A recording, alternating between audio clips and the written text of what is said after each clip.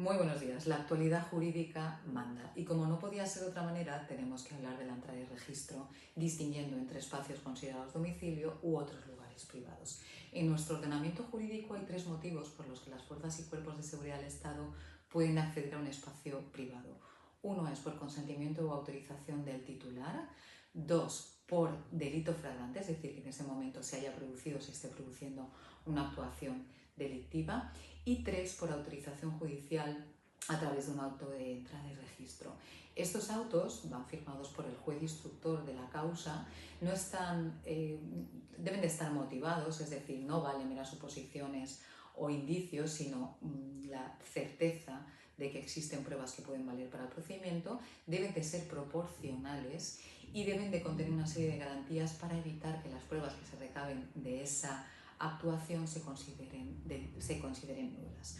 Os lo explico, hay una teoría en derecho, que es la teoría del árbol, los frutos del árbol podrido, es decir, aquellas pruebas que se consiguen de una manera ilegal son ilegales y por tanto son declaradas nulas y no pueden formar parte del procedimiento. Por lo tanto, ¿qué entendemos por domicilio? ¿Por qué esta distinción? Bueno, la Constitución española en el artículo 18 habla de la inviolabilidad del domicilio. Por lo tanto, tenemos que pensar qué es un domicilio. Un domicilio es aquel lugar donde se desarrolla la vida privada de una persona, donde se lleva a cabo su intimidad. No estamos hablando de propiedad, puede ser domicilio un lugar alquilado.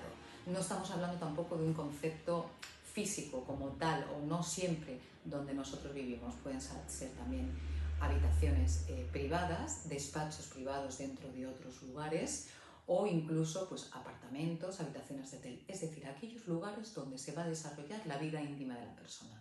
Y por tanto, como estaríamos vulnerando los derechos fundamentales de esa persona accediendo a un lugar donde se desarrolla su intimidad o su privacidad, necesitamos que la autorización, como os digo, sea motivada y proporcional.